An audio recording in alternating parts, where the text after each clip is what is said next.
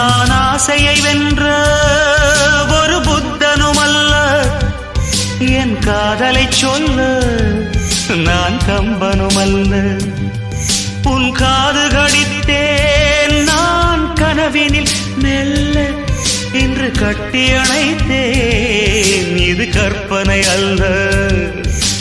அடிமனம் தவிக்கும் அடிக்கடி துடிக்கும் ஆசையை திறகிவிடு, இருவிழி மயங்கி இதழ்களில் இறங்கி உயிர் வரை பரவிவிடு.